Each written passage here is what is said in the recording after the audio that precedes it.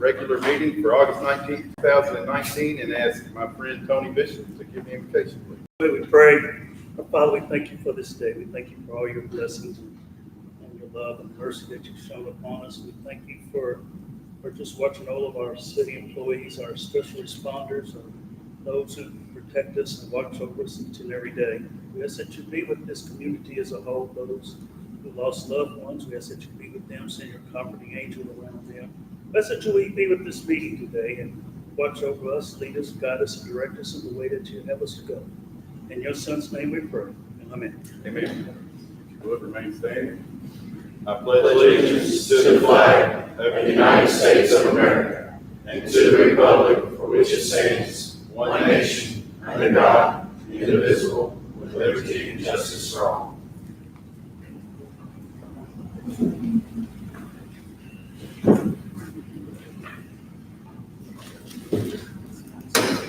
Okay, we'll start with approval of minutes for August 5th, 2019, and I need a motion in a second. So moved. Second. All in favor? Opposed? This brings us to Mrs. Sarah Vaughn, who's going to give us an update on events. Good afternoon. This Saturday, Heartland Homecoming Parade, in case you haven't heard, which I know you have because you're all in it. So we're excited about the lineup this year. We have about 70 entries that's going to be in it.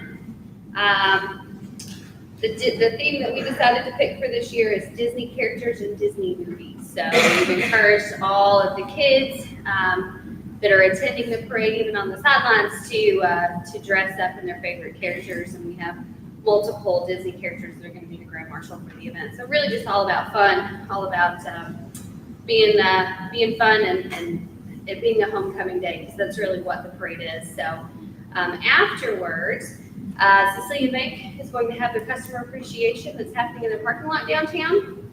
I think that is going on for a couple hours after the parade. And then at the State Theater, we've added a couple movies to the day and some character sightings. So we're going to show Little Mermaid at 1 o'clock, and then the Avengers Endgame, which is the newest one that's just recently come out. So we're going to be showing that. So, and we got those for only $1 for Little Mermaid and $3 for Avengers. Wanted to give you an update as well, just how the last couple of months have went. So one of the new programs that Beth and I have added is the summer movies. So obviously we have a lot of kids at home, kids in daycare, kids at camps, kids with their grandparents, so on and so forth, that, you know, just need a little something extra to do. So we added in the summer movies. This year we started them in June, had them June and July, every other Wednesday. So I think we ended up with 5 movies total. And it was a great turnout. We had over 430 in attendance that came to the summer movie. So we want to grow on that next year. Actually, almost every single movie was sponsored. So we have a lot of, as you all know, local people that stepped up to the plate. And so virtually no cost to the theater. And sold quite a bit of concessions as well. Moving forward for the theater in August, we have, we just finished up Wizard of Oz, which was crazy. We had almost 300 in attendance for that. And then we had Raiders of the Lost Ark last Saturday. So we really feel like the momentum for the movies is just continuing. We're really excited about that. As you all know, the theater was built and created for movies. And so that's what we're trying to do. We're trying to bring back more movies, better movies, newer releases, things like that. We just wrapped up our Mac McAnally concert on Friday night, which was a great night. Some of you guys are there. Next we have on tap will be October the 11th, which is Little Texas. So lots going on, wine festivals coming up, you name it. You have any questions? When's the next concert? October the 11th.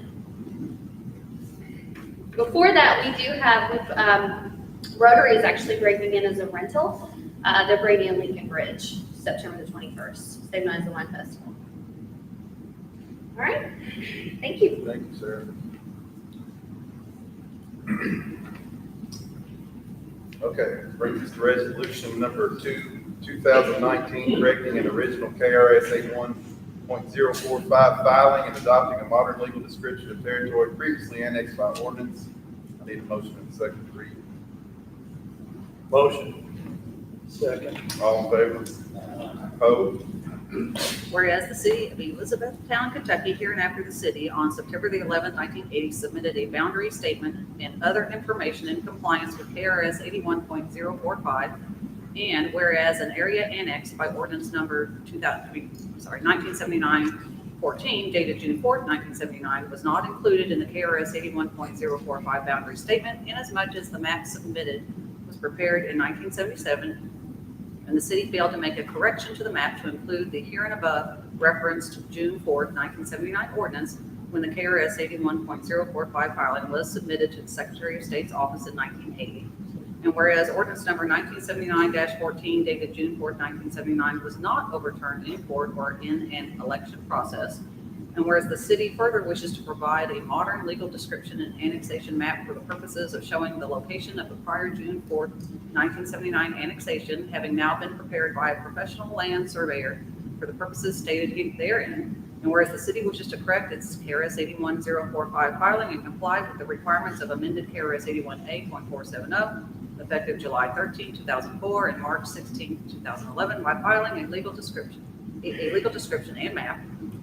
And whereas with respect to ordinance number 1979-14, dated June 4th, 1979, the city does not intend to replace its prior ordinance annexing said territory, but rather to interpret the defined boundaries of the territory previously annexed and adopt a modern legal description of the territory previously annexed. And whereas the city wishes to add the modern legal description and map of the territory previously annexed to its KRS 81.045 filing, thereby correcting same. Now therefore be it resolved by the city of Elizabethtown, Kentucky, as follows. 1, the city adopts the following modern legal descriptions in Exhibits A and C and annexation maps attached hereto as Exhibits B and D as prepared by Darren Clemens, licensed professional land surveyor number 3383, for the purposes stated herein as a modern description of the property previously annexed into the corporate city limits of the city by ordinance number 1979-14 dated June 4th, 1979, a certified copy of which is attached hereto as Exhibit E. The city further adopts said new legal descriptions and annexation maps as the official legal descriptions and maps to be adopted by the city for all purposes when referencing this prior annexation. The new legal description as prepared by Darren Clemens, licensed professional land surveyor number 3383, for the purposes stated herein is as follows. Exhibit A is the new legal description of said annexation for Camelot and Lucas Farms area. Exhibit B is annexation map of said annexation for the Camelot and Lucas Farms area. Exhibit C is the new legal description of the said annexation for Cardinal Creek and Shaw Creek area. And Exhibit D is the annexation map of the annexation of Cardinal Creek and Shaw Creek area. This resolution and the attached document shall be filed with the Office of the Secretary of State to correct the city's KRS 81.045 filing. Very good. I need a motion and a second to adopt. Motion. Second. All right, we have a discussion. I've got some discussion just on the protocol. We do have the maps if you want me to. No, mine's just basically, because we're changing our protocol around and so forth. So to adopt the resolution, which we just had a Motion and second motion for it. and a second. All we're doing is adopting the resolution the way it is written. Well, you're It's bringing, so different than what we've normally done. correct. We're Because it just, sounds like when you put some, I'm not to interrupt, but when it sounds like to adopt the resolution, it seems like we're voting at that particular time right there. yes, but you're not. And we're really trying, sort of fine tuning this under Robert's Rules of Order. But all you're doing at that point is bringing the main question forward so that you can discuss it. And not that we've done anything wrong before, we just think that that more accurately follows Robert's rules. And just because you make a motion or a second to adopt does not mean that you can't vote against it, vote no. You know. We always told that you couldn't vote against your own. But it's not true. But I think we're now just, the motion was to read it, and we did that. So now we're Adopting it. motioning to adopt what was just read. And then having discussion. And have discussion. Marty, to clarify for, I think as the person who makes the motion, I don't think you can vote against that, but the person who seconds the motion, just to put it before you all, can vote against that motion.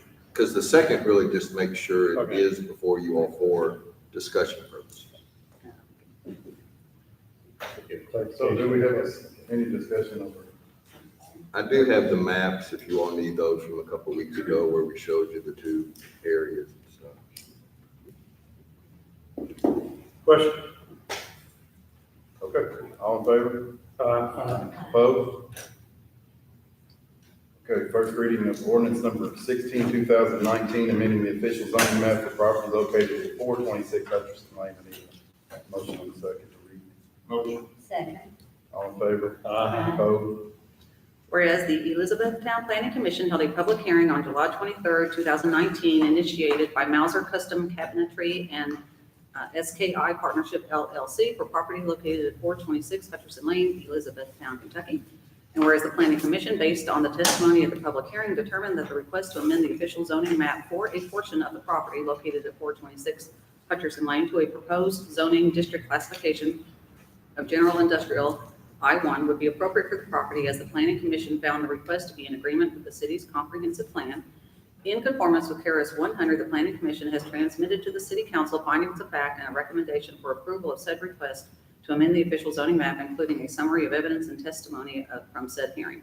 Now be it ordained by the City of Elizabethtown, Kentucky, that from and after the passage, approval, and publication of this ordinance, that the official zoning map is amended for a portion of the property located at 426 Hutcherson Lane from general service commercial, C4, to general industrial, I1. This action is taken pursuant to a request by Mauser Custom Cabinetry and SKI Partnership LLC for a portion of the property located at 426 Hutcherson Lane and pursuant to the recommendation of the Elizabethtown Planning Commission. The City Council also finds that the request is in agreement with the city's comprehensive plan and that the proposed zoning classification is appropriate. The findings of fact of the Planning Commission in support of the zoning map amendment are adopted as if set out verbatim. The legal description of said property is more particularly described in Exhibit A. Be it further ordained that the mayor of the city and or his designate is hereby authorized and directed to take all steps necessary to perfect this ordinance. Read the first time, this is the 19th day of August, 2019. Which brings us to ordinance number 17, 2019, amending the official zoning map for property located at 2200 Cabinet Lane, 2112 North Dixie Avenue, 2000 Veterans Way, and 426 Hutcherson Lane. I need a motion and second to read. Motion to read. Second. All in favor? Opposed? Whereas the Elizabethtown Planning Commission held a public hearing on July 23rd, 2019, initiated by Mauser Custom Cabinetry and SKI Partnership LLC for property located at 2200 Cabinet Lane, 2112 North Dixie Avenue, 2000 Veterans Way, and 426 Hutcherson Lane, Elizabethtown, Kentucky. And whereas the Elizabethtown Planning Commission, based on the testimony at the public hearing, determined that the request to amend the official zoning map for property located at 2200 Cabinet Lane, a portion of 2112 North Dixie Avenue, 2000 Veterans Way, and a portion of 426 Hutcherson Lane to a proposed zoning district classification of regional commercial C3 would be appropriate for the property, as the Planning Commission found the request to be in agreement with the city's comprehensive plan. In conformance with KRS 100, the Planning Commission has transmitted to the City Council findings of fact and a recommendation for approval of said request to amend the official zoning map, including a summary of evidence and testimony from said hearing. Now be ordained by the City of Elizabethtown, Kentucky, that from and after the passage, approval, and publication of this ordinance, that the official zoning map is amended for property located at 2200 Cabinet Lane, a portion of 2112 North Dixie Avenue, from general industrial I1 to regional commercial C3, and for 2000 Veterans Way from general service commercial C4 to regional commercial C3, and a portion of 426 Hutcherson Lane from general service commercial C4 and planned neighborhood residential, which is PNR1, to regional commercial C3. This action is taken pursuant to a request by Mauser Custom Cabinetry and SKI Partnership LLC for property located at 2200 Cabinet Lane, 2112 North Dixie Avenue, 2000 Veterans Way, and 426 Hutcherson Lane, and pursuant to the recommendation of the Elizabethtown Planning Commission. The City Council also finds that the request is in agreement with the city's comprehensive plan and that the proposed zoning classification is appropriate. The findings of fact of the Planning Commission in support of the zoning map amendment are adopted as if set out verbatim. The legal description of said property is more particularly described in Exhibits A through D. Be it further ordained that the mayor of the city and or his designate is hereby authorized and directed to take all steps necessary to perfect this ordinance. Read the first time, this is the 19th day of August, 2019. Thank you. Which moves us to municipal orders. The first one is to remove municipal order number 47, 2019 off the table for vote and discussion. I need a motion and a second. Motion. Need a second. All in favor? All opposed? Ah. No, it's surprised you, man. No, it didn't. So we got, how many in favor, how many opposed? I didn't hear any favors.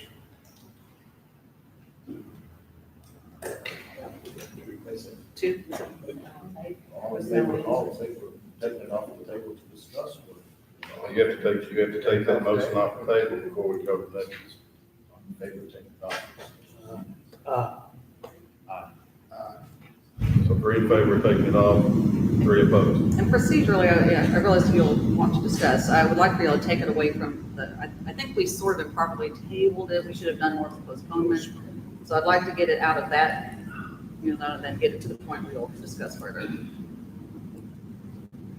So we have 3 in favor, 3 opposed, to take it off the table, and I will be in favor of taking it off the table. So that brings us to municipal order number 47, 2019, accepting bids from Hartshaw Training for direct digital controllers. And I need a motion and a second to adopt. Second. All in favor? Opposed? And I will break that tie with an aye. So that brings us to discussion. Do we know what the annual contract is? You've given us a number, Scott, for what it's gonna cost to put in. What's our annual service contract? Because it's not, my concern is not the cost of purchase, it's the cost of. As far as I know, there's no annual cost for this service. We would be the only one in the history of the Commonwealth of Kentucky not to have an annual cost on this, according to my research. Well, I'd love to see your research. Because I haven't been told how many annual costs we're gonna have for this. Say that again, for me, I'm sorry. There is, my research and talking with people that have this system is that you have the upfront cost, which has been presented to us, and then there's an annual maintenance. There's an annual license. Is that something that the company that is installing it is gonna provide, or is that something that you're saying that we should come up with already? Well, that's something that the Hartshaw Train is charged, those that put this system in. So I'm trying to figure out what would be different about our system. I haven't investigated anybody else's system. And how long is this how long is this the all inclusive? Is it eternity? Is it a 30-year period? Is it? I'm sorry, I don't have that answer because nobody has ever said anything to me about the annual subscription service. So I would love to, like I said, I'd love to see LaRue County Schools? Who was that? LaRue County Schools. LaRue County Schools. I think the question is, it's very typical of any software company, any place that you're buying software or buying those type of services, they have what they call license fees or. Yes, sir, I'm well aware of what licenses fees are. Yeah, so I think Marty's question is, and mine too, is have we asked the question whether or not there's going to be annual maintenance fees for this? No, sir, but I'll be more than happy to ask. Okay? I'm sorry, Marty. you hit me. No, And once again, I'm not saying that I'm against us having centralized digital controls. It's just, I just don't feel right about it because I guess I'm just not sold on the idea. A couple questions or concerns that I had. And I know you don't want to take the EPD out of the centralized program, but I kind of thought it might be a good idea to maybe stick our toe in the water and see how we do with the state theater and with wastewater treatment plant. Could we not install the systems there, see how they operate, see how they run, answer some of these questions? If we wanted to come back 6 months from now, or 9 months from now, or 12 months from now, and get this facility here on board, could we not do that? To answer that question, yes, we can. Okay. But Would that- that's a year's worth of savings that you're missing.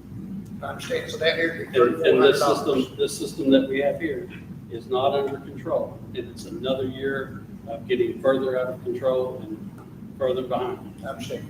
But we can do that in 6 months, or, you know. Okay, we dipped our toe in the water with City Hall and Fremont. But we don't have any facilities yet that we are managing under this new program? City Hall, Freeman. The new. Yeah, but City Hall, I mean, it's still under construction, correct? But the system's been up and running since we moved mayor and admin over to their area and the folks back to the first floor. And But City Hall's not fully utilized yet, so I don't know that that'd be a We're fair. having meetings down here because City Hall's not finished yet. That's correct, but the system's already in place. The system's already being utilized. But the answer to my question, I guess, is yes, we can come back and add E-Town Police Department anytime. Yes, sir. Scott, would you clarify, as I went back and reviewed our discussion with you on this, one time you said the purpose of this is so that we can have a centralized control so that people are not jacking up thermostat. Say for this room here, but I can't go over and just jack up the thermostat and leave it. So that says that one person or one department's going to be in charge of that. But then also, there was discussion about that. If Sarah booked a meeting last minute, I rent a room from Sarah, that she could go and adjust it. She would have access to that. She would have access to the occupied and unoccupied settings for those spaces. Okay. So what I've done, like Freeman Lake, because it's already under this system, is the first week or so it was up and operating. Carrie and I were working on a daily basis to fine tune exactly where he wanted the temperature, and also what kind of difference in the different, the delta T between the thermostat setting and how far we'll let that go over or below that setting. So just to say, I think it's unfair for you to assume that the facilities department, one individual is going to be in charge of the thermostats for any of the facilities, because we're going to work with those groups to make sure that their temperature is being satisfied to their needs, because obviously we're not in those spaces. So City Hall, we've done the same thing. I'm just going to use Barb Jones as an example. She likes her space a little bit warmer than everybody else, and everybody here knows that. So we've set her temperature a little bit higher than what everybody else in there is. I think it's part of our duty is to work with each individual person and their thermostats to make sure that we're setting their comfort the way they want them. But we also don't want a room like this, somebody to come in and move it down to 55 degrees and leave it that way. We talked at budget about the fire stations are probably next, because what do the firefighters do when they go to bed? They walk over the thermostat and they throw it down to 55 degrees. Well, that's not good on the system, so we want to limit how much that they can control that. But that doesn't mean we won't work with those groups to make sure that we're meeting their needs for their buildings. Well, make no mistake, I'm not assuming anything, so I voted no. But I wanted a clarification as to who has access. Yeah, so And how that works. in the theaters, for instance, we will leave the big theater unoccupied for most of the time. So that means it allows, instead of it going to 70 degrees or 72 degrees, because again, that's something we'll have to work with the staff with. Instead of it being 72 degrees and being like that 24 hours a day, only the time it is occupied will we let it go to 72. We might let it ride to 76 or 78 or 79 in other times. Again, that's another one of those, we're gonna have to work with the staff to make sure that what they're comfortable with. What we don't want it to do is get to 100 degrees, because that causes a bunch of other issues. So a room like this, I don't know how many days a week it's used, but we'll work with police department staff and say, and have a training session and say, this is how you put into the schedule. And each building, so the police department staff will not have access to the state theater system. So they can't go in there and mess with it. Right now, City Hall is a prime example. First floor, basement, second floor, those systems turn off at 5 o'clock. We allow the third floor systems to go until 6 or 6:30 because the folks on that floor stay on. So that's the kind of individual control that this allows us to do. So what we're doing is we're saving energy on the lower floors, while the third floor that's still there, they get air conditioning when it's 100 degrees outside. And then when you all start having your meetings back up there, council chambers will go until 6 o'clock. with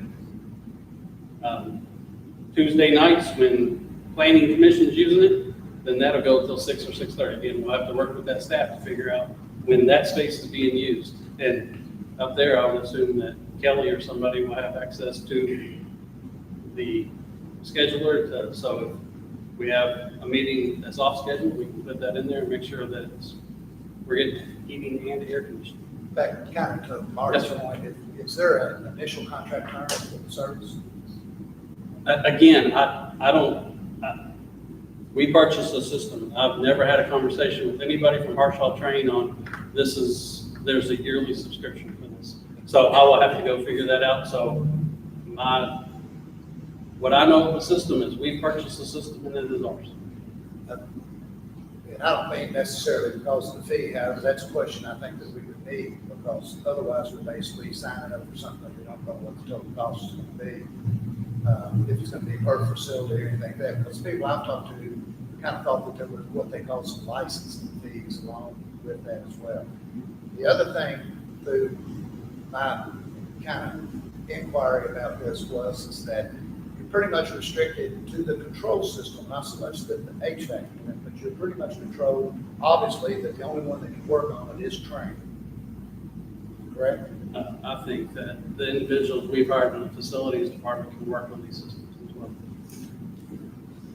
The control system and the control Yes. panel itself. Yes, sir. Okay. The other thing was, I talked to one of the local companies that was involved with the county, and they said one of the biggest things is communication amongst the staff, and I think you addressed some of those things with Marty.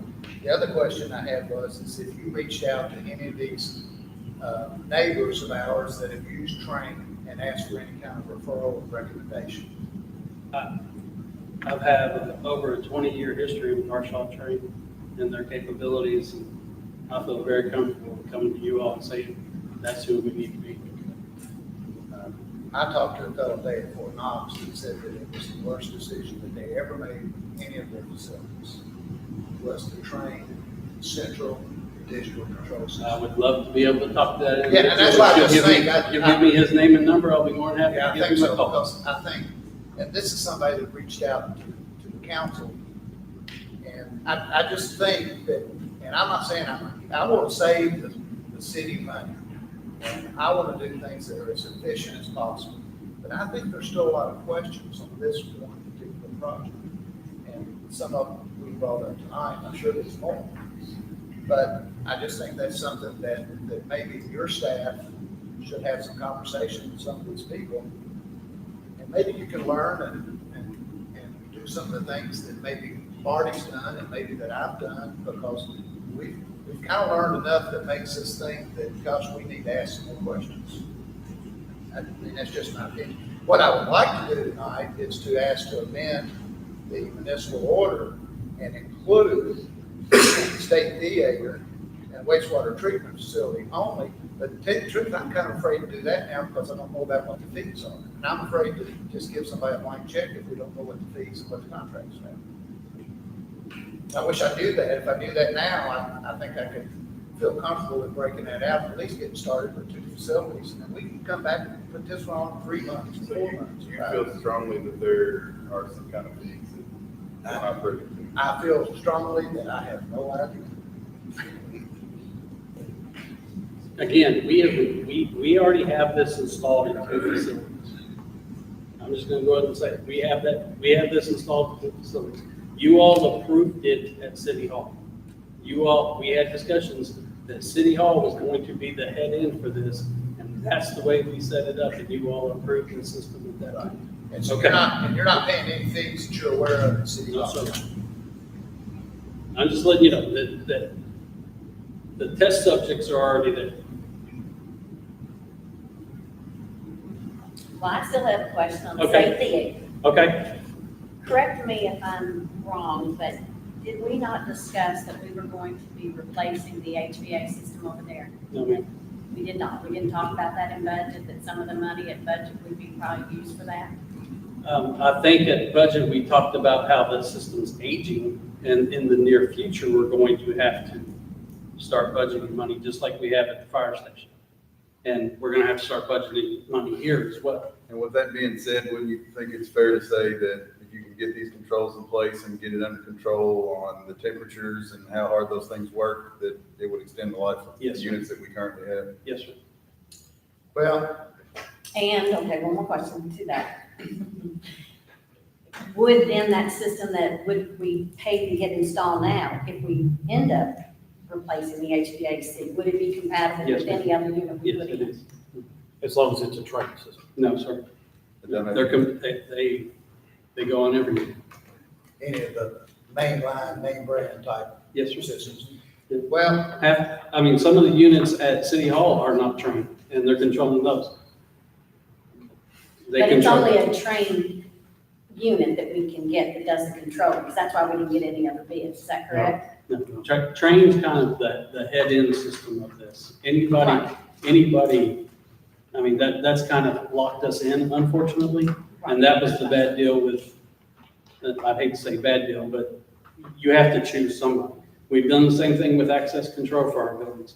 We do the same thing when we go, fire alarm systems for buildings. It locks us into that manufacturer for those buildings. So in essence, yes, we've locked ourselves in, but only on the control side of the world, not the Not the HVAC. not the HVAC systems. They can control anybody's units, not any more difficult than anybody else's.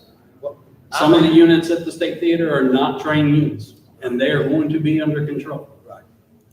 Well, I think I'm satisfied that if you're using the program in 2 locations now, you would obviously know if you had a contract to Yes, sir. sign or a license fee. We, So that kind of answers my question then. I think what I would like to do is just move to amend the motion to exclude the Elizabethtown Police Department for the time being.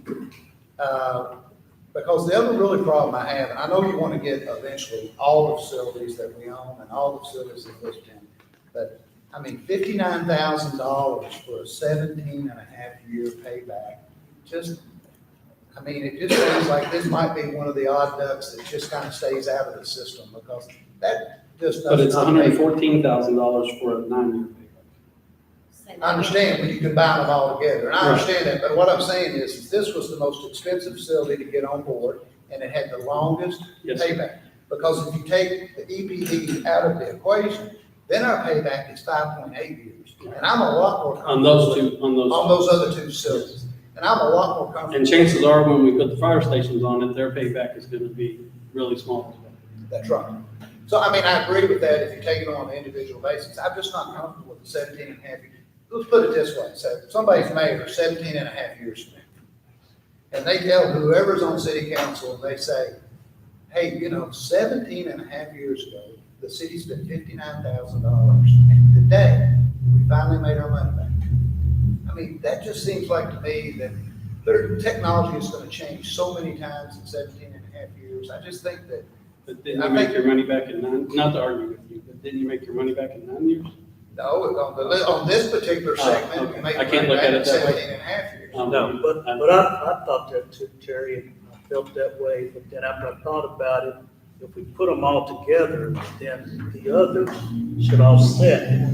But let me ask you this. and I Why do you have to understand brush something up? if you take I didn't that- justify spending money. But other than the convenience of having this building at a 17.5 year payback, other than having the convenience and saying we've got them all under the same umbrella, financially, if you leave this building out and you tell the chief, here's your baseline, this new system was gonna save you all $3,400 a year, I would prefer to put them on some type of an incentive program down here and say, you all manage the system the very best you can, and we'll take the $3,400 that you save and we'll split it, and you'll have some incentive to do something great for the crews down here.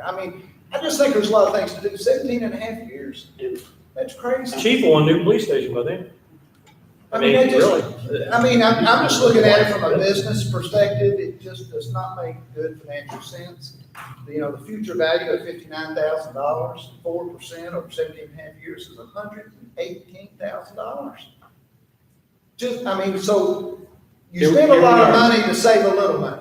Here we are 15 years later on this building, and we're arguing over putting controls back in it. Because the other controls are outdated? How much do you think it costs to put those controls in this building? I have no idea. I don't know. I'm just saying, I'm just going with the facts you gave. was it $60,000? More than likely. And here we are 15 years later. No, you said exclude this building and wait and see how we do on the other buildings to see if it's worthwhile. But if we decide in 6 months that it's worthwhile to add this building, we're still waiting 17.5 years on the payback for 6 months. I know, I was hoping that maybe we'd find a way to Should shorten not that say payback. no after. Because I just don't like the 17.5 year payback.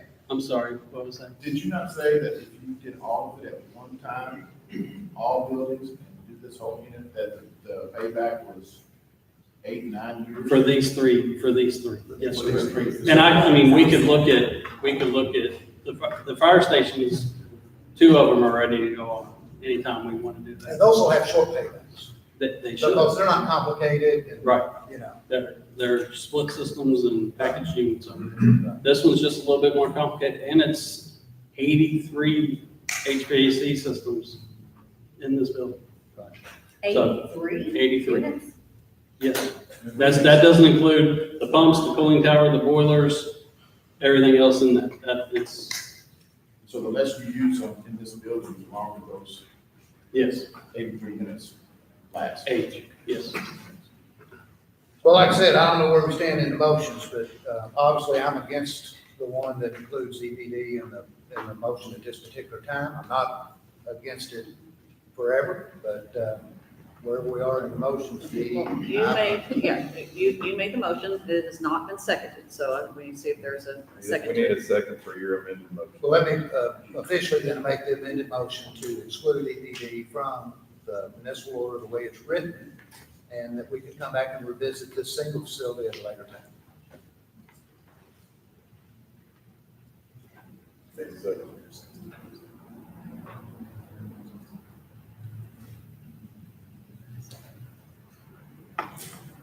So we go back to the original. So we would go back to the original order and vote, is that correct, Vicky? Yes, you have to call for the question if you're ready, if you're done discussing. Yes, okay.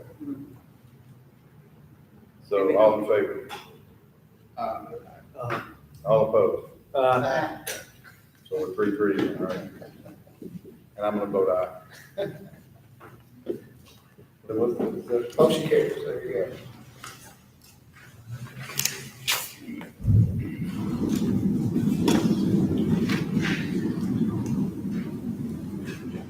Okay. Which brings us to municipal order number 48, 2019, accepting bid from Triumph Landscape Construction Incorporated for Meadow Lane sidewalk improvement. And I need a motion and a second to read, please.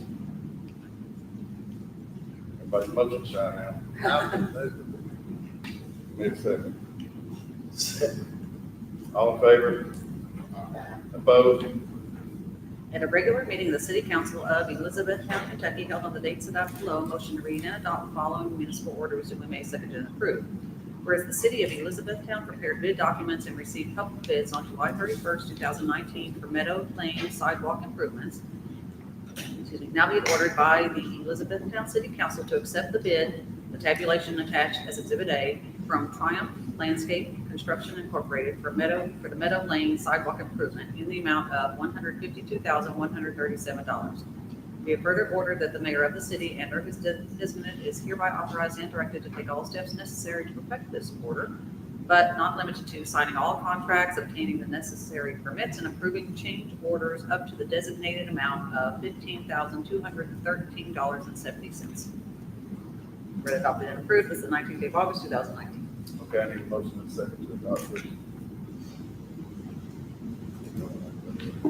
I'll make a motion just for the discussion, get into discussion. Second for the discussion. Okay, all in favor? Aye. The discussion now. Yes, discussion. All opposed. Okay, so now we're in discussion phase. Dr. Lee, do you mind to come up for us and talk a little bit?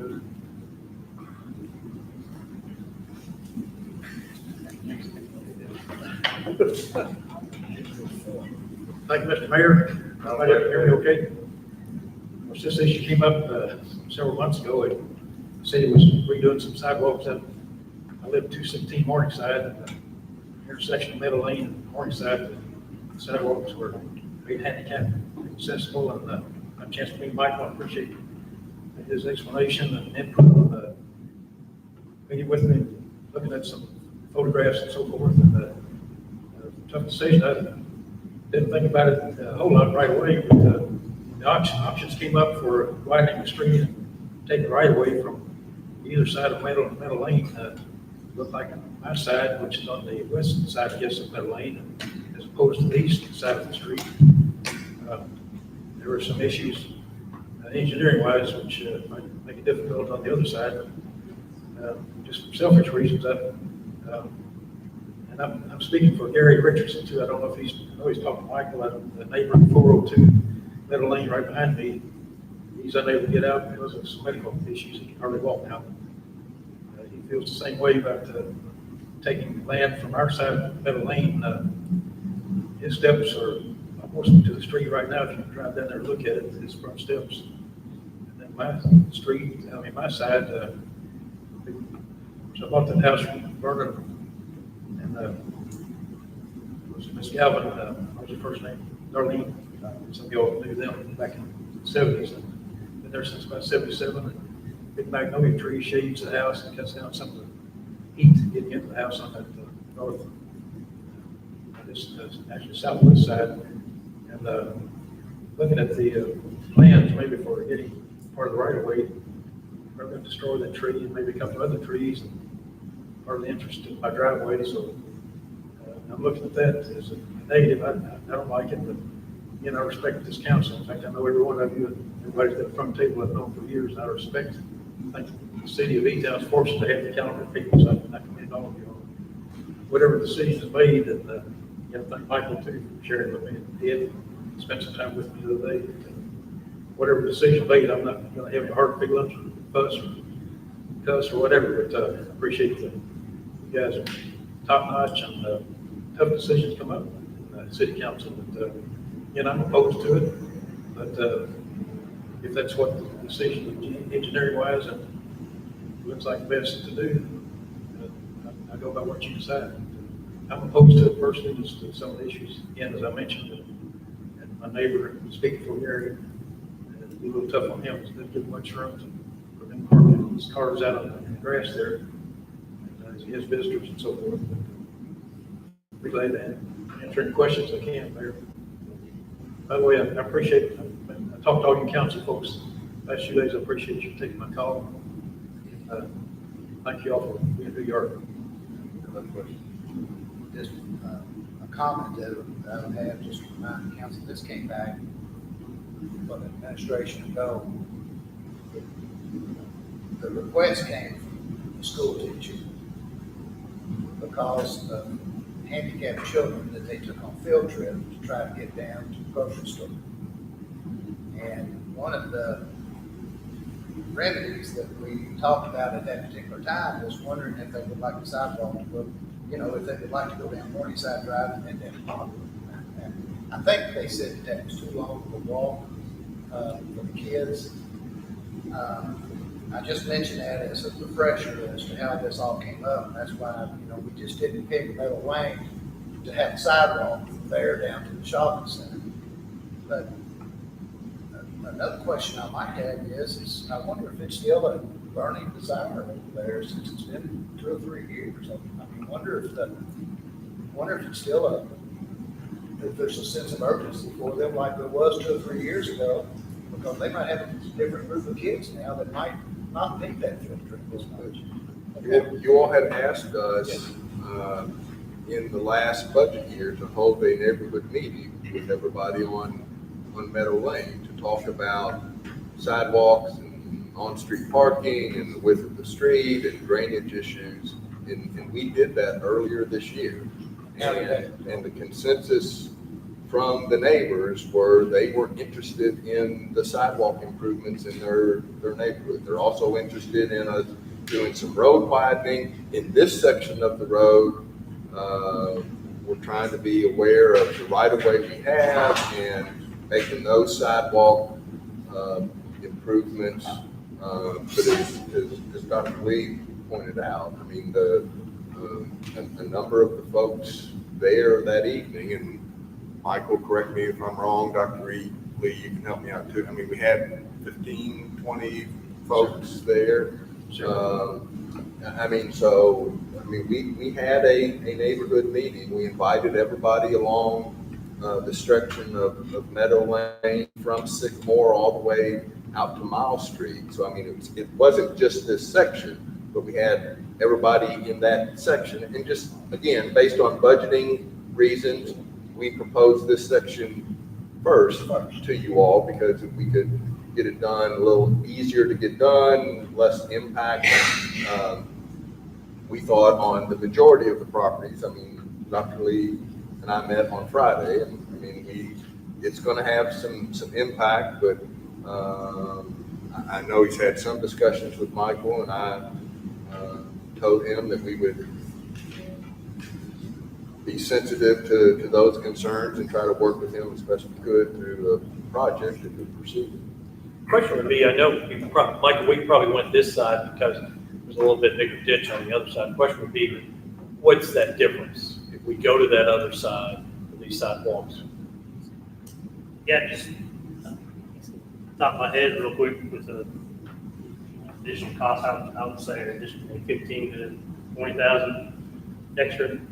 And then also have to include in the additional property that we would have to acquire, because as you get closer to the intersection of North Mantle, there's quite a big elevation difference on that side. And we have to either put in a retaining wall or add that much embankment so the back slopes be able to support that sidewalk, and that will push it pretty close to that home there.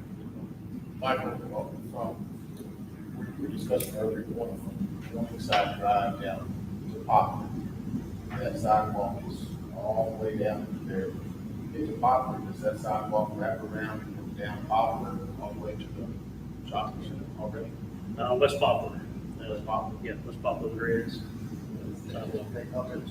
So it's an extra block, is what we're looking at there.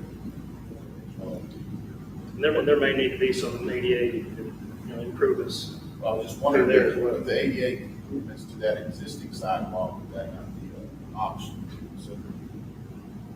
It's an extra block, but to me, the sidewalk was already in place. It does save the city money on installing new sidewalks. That's just an option. You know, I think the best thing right now that we can do, because I don't think everybody's actually had the opportunity to go out there and visually inspect and see the things that Dr. Lee's talking about, the things that Mike's talking about, when Councilman Deneen's brought up. Let's somebody make me a motion. Let's postpone this till we can get out there and look and see what is the best solution, the best plan moving forward. Motion. Second motion. So, Postpone for. motion to postpone. Postpone. Indefinitely. Definitely, we'll just say indefinitely. so we can Okay. have time. All right. I think that's the fair thing to do. Dr. Lee's we always respected him well, and he's respected us, and I think we owe it to him to go out there and look one more time. It's not a project I think that we have to start next week or anything, so let's do our due diligence, go look, and so all in favor? All opposed? And we'll postpone. Yes, sir. One other comment, Ed mentioned the meeting we had in this very room, like maps laid out and so forth. I think there was only, only one other person between Morningside and Sycamore was at that meeting. Ed, I can't remember the last name, one of Sycamore. Everybody else is from the other side, down towards South Poplar. side. They're right there by the exit of the school. So I don't know if that's a factor or not. Okay. And I'm not opposed to helping kids and having. Oh, no, nobody thinks that. Appreciate y'all Sure. reevaluating them. Okay. Thank you. Thank you, Dr. Lee. I will say, Dr. Lee, it was a little nerve-wracking to get a call from the coroner. I didn't know if I missed an appointment with you or something, you know? I'm glad the news was not bad. Okay, which brings us to council information items. Household hazardous waste and prescription drug disposal. Ed, were we gonna? It's this weekend. I think we had some flyers in the packets previous time. It's out at the Tulsa. From 8 to 2. And Chief Thompson, we always have on site here at PD, right? For disposal. Okay, so we'll go close meeting pursuant to KRS 61.810 subsection 1 to conduct deliberation on future acquisition or sale of real property by the city, to discuss the general nature of existing and possible litigation by the city, and to discuss personnel which might lead to the appointment, discipline, or dismissal of an individual employee, member, or student. Motion. Second. All in favor? Aye. Opposed? Is there any discussion? You could. That's great. Yeah, it was a good idea, but I do.